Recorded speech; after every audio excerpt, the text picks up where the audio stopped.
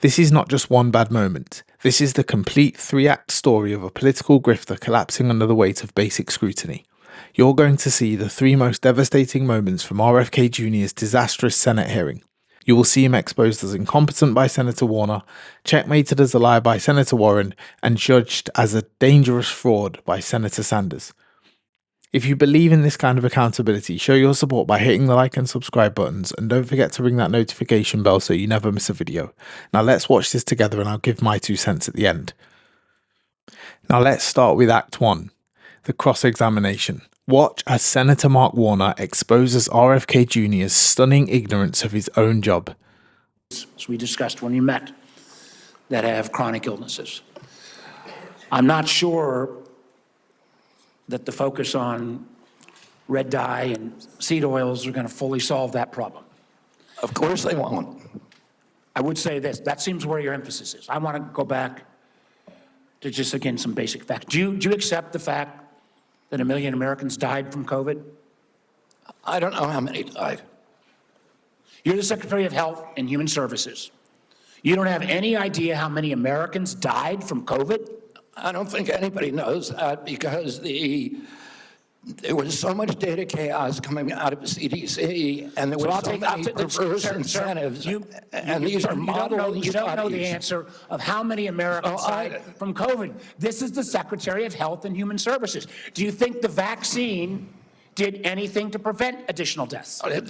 Again, I would like to see the data and talk about the data. You have had this job for 8 months, and you don't know the data about whether the vaccine saved lives? And that's the problem, is that they didn't have the data.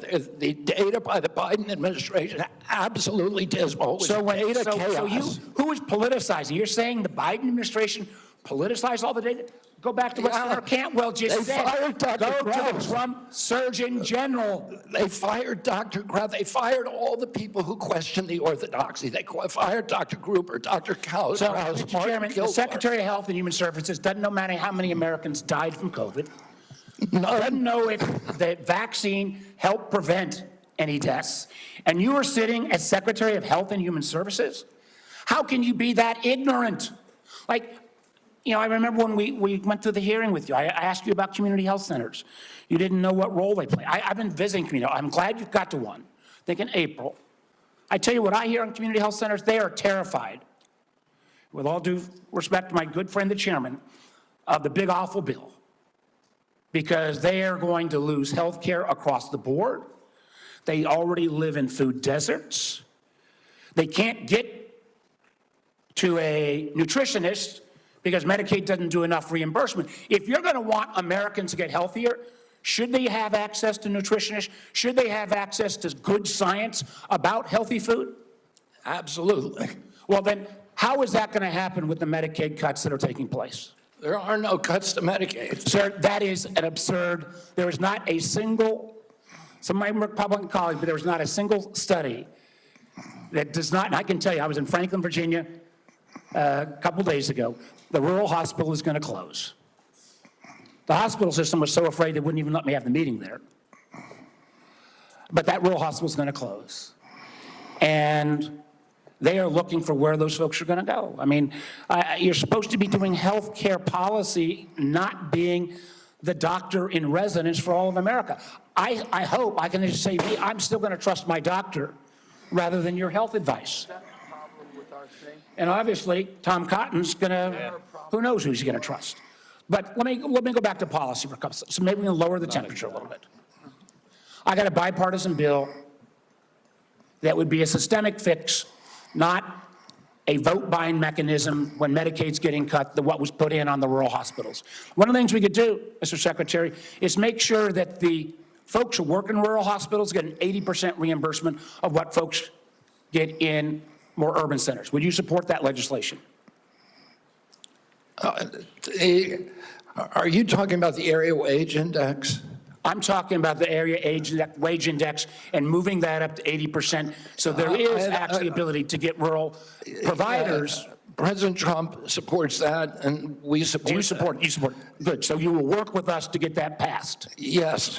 That will increase costs on both Medicaid and Medicare, so you are committed to that. I appreciate that. What about Senator Wyden and I've got a bill, because across America, What about what? hospitals are shutting down on their OBGYN services.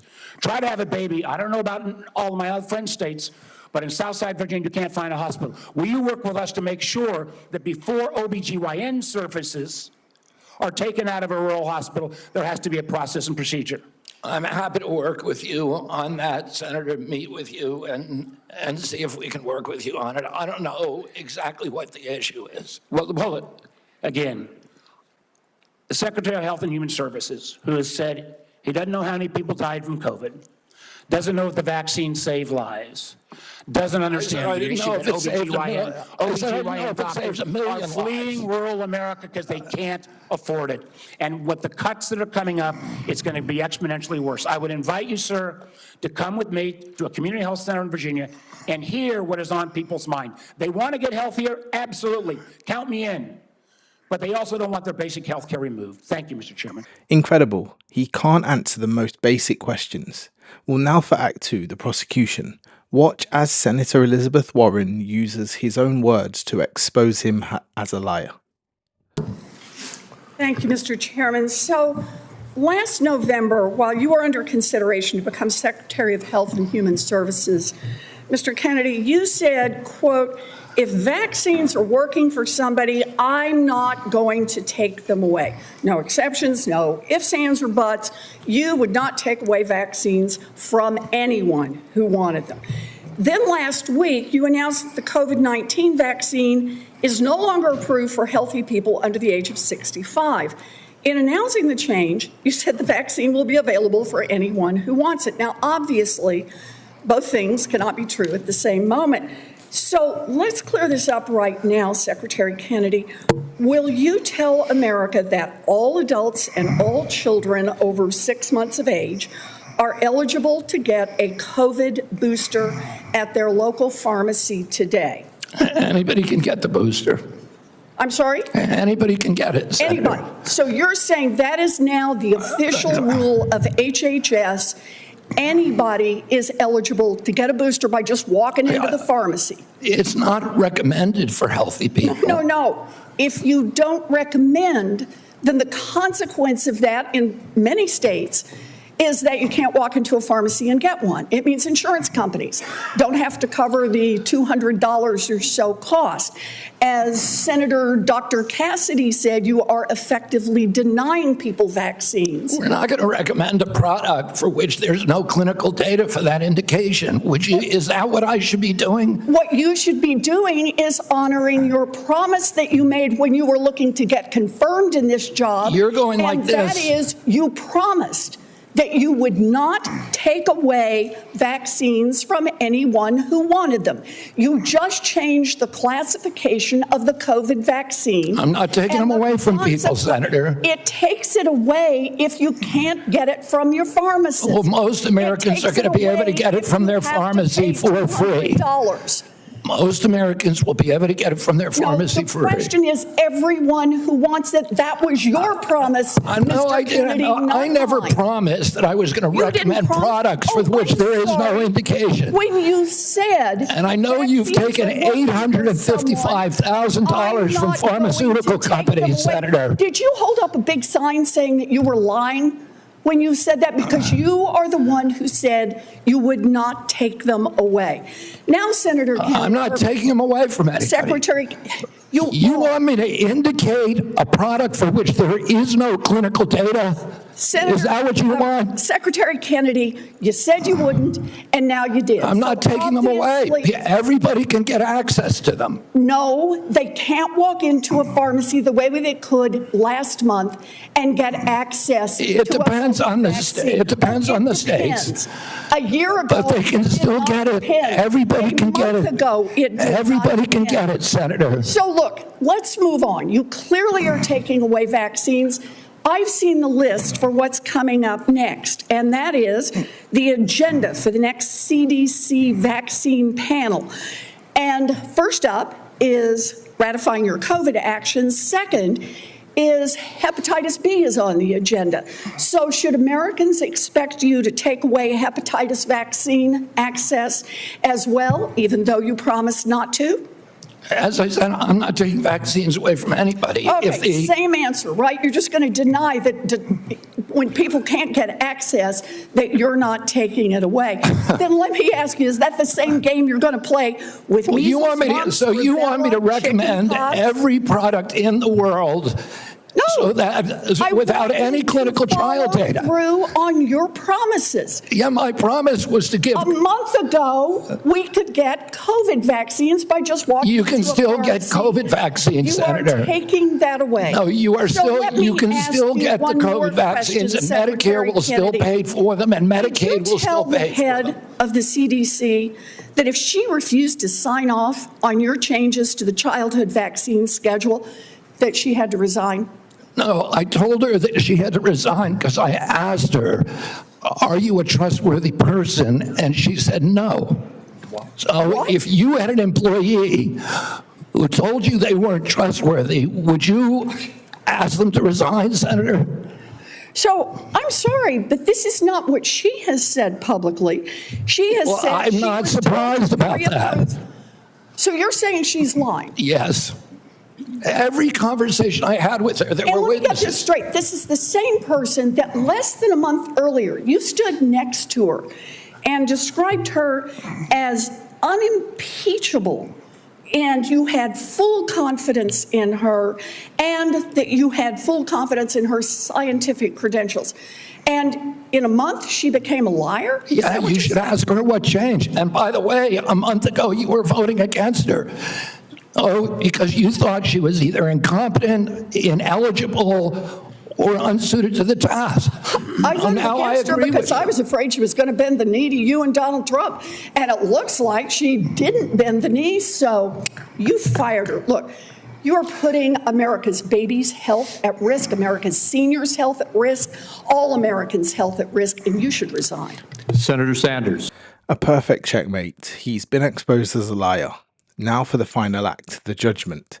Watch as Senator Bernie Sanders delivers the final moral verdict. Are you telling us that the former head of CDC went to you, you asked her, are you a trustworthy person? And she said, no, I am not a trustworthy person? She didn't say, no, I'm not a trustworthy person. She said, no.